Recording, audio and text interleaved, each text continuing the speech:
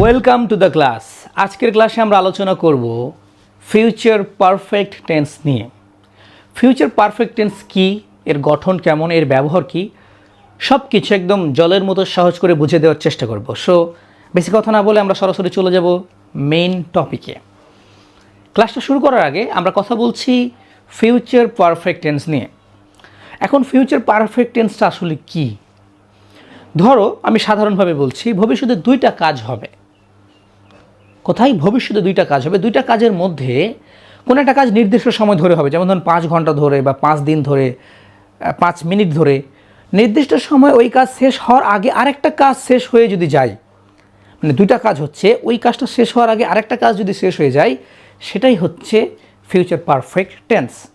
ওকে, আমরা একটু দেখব বাংলা বাক্যের শেষে থাকবে কি, করে থাকবো, গিয়ে থাকবো, এই জিনিসগুলো যদি থাকে তাহলে বুঝতে হবে যে সেটা হচ্ছে কি ফিউচার পারফেক্ট টেন্স।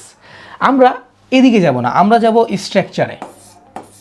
আমি আগে বলে রাখি, ফিউচার পারফেক্ট টেন্সের দুইটা স্ট্রাকচার মুখস্থ করতে হবে। একটা হচ্ছে যদি একটি কাজ বোঝাই, আমি বললাম না ফিউচার পারফেক্টে দুইটা কাজ থাকবে, কিন্তু যদি একটা কাজ বোঝাই তাহলে গঠনটা হবে এমন, আর যদি দুইটি কাজ বোঝাই তাহলে গঠনটা হবে এমন।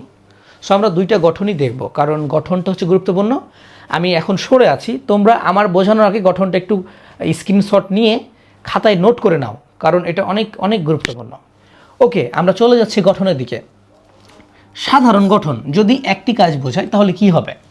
প্রথমে সাবজেক্ট বসলো, তারপর একটা শ্যাল হ্যাভ অথবা উইল হ্যাভ হবে।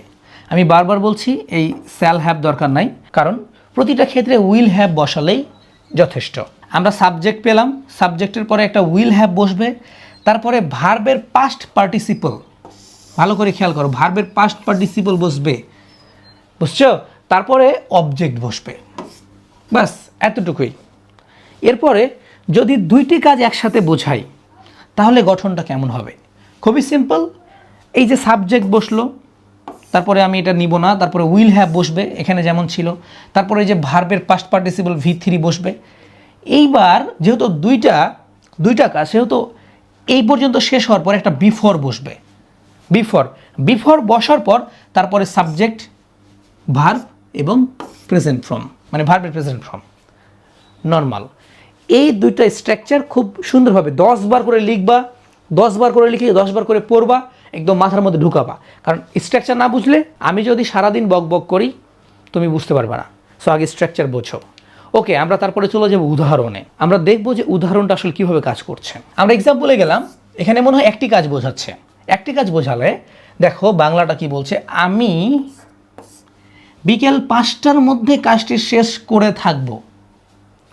আমি বিকাল 5টার মধ্যে কাজটি শেষ, একটা নির্দিষ্ট সময় বলছে না যে বিকাল 5টার মধ্যে কাজটা শেষ করব।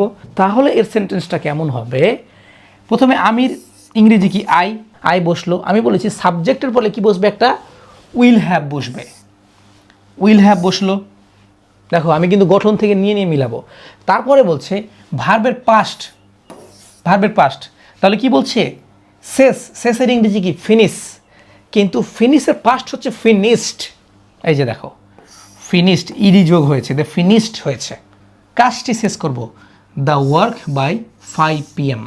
তুমি যাওয়ার আগে আমি চিঠি লিখে থাকবো। এই দেখো, তুমি যাওয়ার আগে মানে তুমি যাবা না, তুমি এখানে স্থির থাকবা, তার আগেই আমি চিঠি লিখে থাকবো।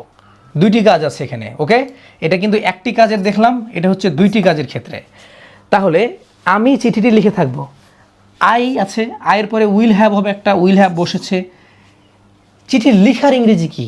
রাইট। কিন্তু বলা হয়েছে ভার্বের পাস্ট পার্টিসিপল, অর্থাৎ রাইট থেকে রিটেন হবে, রিটেন বসেছে।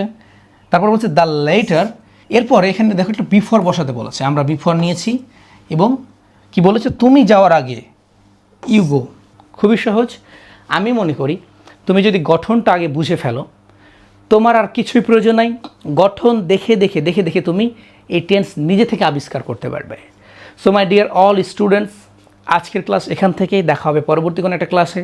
আমরা পরবর্তী ক্লাসে ফিউচার পারফেক্ট কন্টিনিউয়াস টেন্স নিয়ে আলোচনা করব। ততক্ষণ ভালো থাকবে, নিজের খেয়াল রাখবে।